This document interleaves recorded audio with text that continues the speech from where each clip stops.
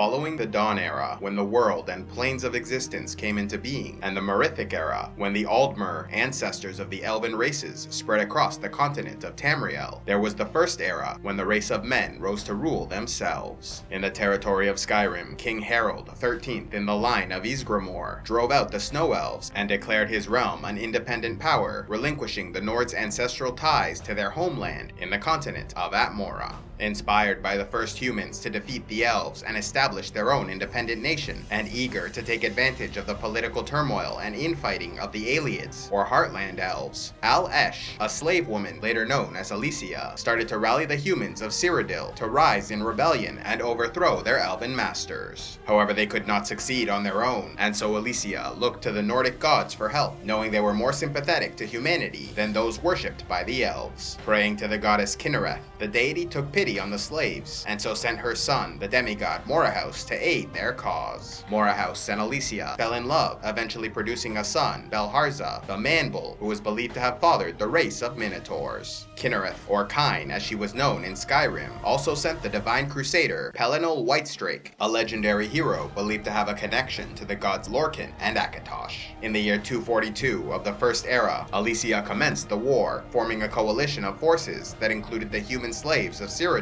their Nord allies in Skyrim, and their elven allies amongst the Aelids, who were sympathetic to the rebel cause and wanted to overthrow their leadership. With a strong alliance and the divine crusader leading her armies, the rebellion soon devastated the Aelids and started to drive them out of Cyrodiil. Unfortunately, Pelinal soon lost his life in the conflict, cut up into several pieces, leaving the head to be discovered by his allies. Nevertheless, the rebels were eventually victorious, capturing the White Gold Tower, which served as a center of religion and politics for the larger Aelid Empire. Crowned as the first empress of Cyrodiil, Alesia also became a religious figure amongst her people, forbidding the worship of Aelid gods in favor of a new pantheon of her own design. However, this was a dangerous prospect, as she owed her crown not only to the slaves who rose to her cause, but also the Nords who had their own pantheon, and the Aelids who turned against their own government, now serving as vassals under the Empress. And so she created a pantheon of 8 divines, combining the most agreeable of both religions, choosing those who had sacrificed the most to create the mortal plane of reality. In the beginning, before the creation of the world, the primordial essence of Anu and Padome formed in the void, 2 opposing forces whose conflict led them to birth their souls, creating Anuiel, the god of light, and Sithis, the god of darkness. Their continued conflict caused these new beings to follow the same path as their progenitors, with Anuel birthing Auriel, later known as Akatosh, who introduced the concept of time to their growing universe, while Sithis birthed Lorkhan, who would introduce the concept of limitations and death. As this early period went on, many other Et Ada came into being, and so some believe the dark god Sithis ordered Lorkhan to destroy these beings, as well as the universe being established. And so he went out and befriended the other Et Ada, tricking them into creating Mundus and the planet of Nirn, a new plane of reality where they could birth more souls into existence. However, what he did not tell them was that this plane would suffer from limitations, and so they must sacrifice of themselves to take part in the creation, with some ultimately losing their immortality.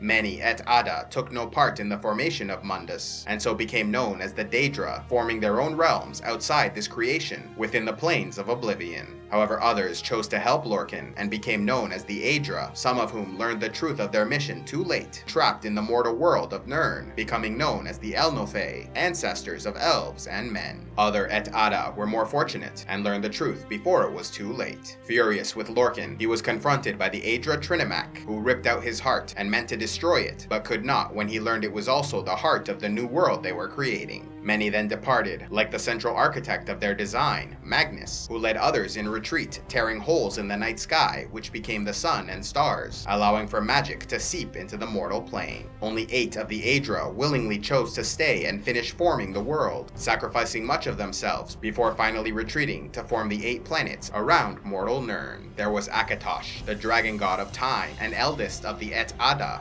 considered chief amongst these deities. Arche, god of the mortal life cycle, often associated with death and funeral rites. Debella, goddess of love and beauty. Julianos, god of wisdom and logic, sometimes associated with mathematics and literature. Kinnereth, goddess of wind and sky, possible wife of Lorcan. Mara, goddess of love and compassion, seen as the handmaiden of Kine in the Nordic tradition, while the people of Cyrodiil see her as a possible wife of Lorcan or Akatosh. Then there was Stendar, god of mercy, justice, and law, associated with righteous rulers and patrons, and Zenithar, god of work and commerce, associated with blacksmiths, woodcutters, and other laborers. Under Empress Alessia, these 8 divines would serve as the foundation of their new religion, a pantheon that would become widely adopted in the coming years. To deal with the issue of Lorcan, who was beloved by the Nords and reviled by many in Cyrodiil, she named him the 9th missing god, killed during the creation of the world. In this way, she recognized his importance and divinity without actually making him a god that needed to be actively worshipped. Later in her life, Alesia would form a pact with Akatosh, who blessed her with his own blood and infused her soul into the Amulet of Kings, which would be passed on through her line, along with a divine promise that as long as her descendants sat the throne and wore the amulet, the gates of oblivion would remain closed, preventing the Daedra from invading the mortal plane. Many years later, as they entered into the Third Era, with a pantheon of 8 divines now firmly established in Cyrodiil, Tiber Septim ascended to the throne and began a great campaign that would end in the conquest of all of Tamriel, forming the Third Empire and establishing a dynasty that would last until the Oblivion Crisis. Before his death, it is believed Tiber Septim ascended into divinity, becoming Talos, god of war, considered by some as the greatest hero of mankind. And so Talos joined the Imperial Pantheon as the 9th divine, eventually becoming a central figure of worship amongst the Nords of Skyrim. However, some never accepted the addition of Talos to the Pantheon, like the Aldmeri Elves, who after breaking away from the Septim Empire, formed the Third Aldmeri Dominion early on in the Fourth Era, soon coming into conflict with Cyrodiil. In the year 171 of the Fourth Era, war erupted between the Empire and Aldmeri, with the Elves winning many early victories. Eventually, the Emperor, Titus Mede II, chose to withdraw from the Imperial City, leaving it to be sacked, while he led his army to join the reinforcements being assembled by Skyrim and Hammerfell. Eventually, this strategy paid off, as he was able to send his forces to attack the Elves at the Battle of the Red Ring, forcing them to retreat from the capital, and even capturing their commander, Narafin, who was kept alive, hanging from the White Gold Tower for 33 days. Exhausted by war, both sides chose to negotiate a peace, signing the White Gold Concordat in the year 175 of the Fourth Era. Unfortunately, this agreement led to many problems for the Empire, as both the provinces of Hammerfell and Skyrim felt betrayed by their capitulations. The Redguards were furious that parts of Hammerfell were given over to the Aldmeri, and so continued their own private war against the Elves, forcing the Empire to renounce them as a province. The Nords of Skyrim were also enraged, as the Empire had agreed to outlaw the worship of Talos, returning the Imperial Pantheon to only 8 divines. However, many of the Northmen simply refused to obey this new law, like Ulfric Stormcloak, who used his people's outrage over the peace treaty to serve as a catalyst for declaring Skyrim as an independent nation, rallying his allies to rebellion and initiating a bloody civil war. Do your shopping on Amazon? Then why not use the link in the description box below to either the Canadian, American, or UK Amazon sites, where you support the channel with every purchase at no extra cost to you. So if you do your shopping on Amazon anyway, why not use the link below and help support CivilizationEx?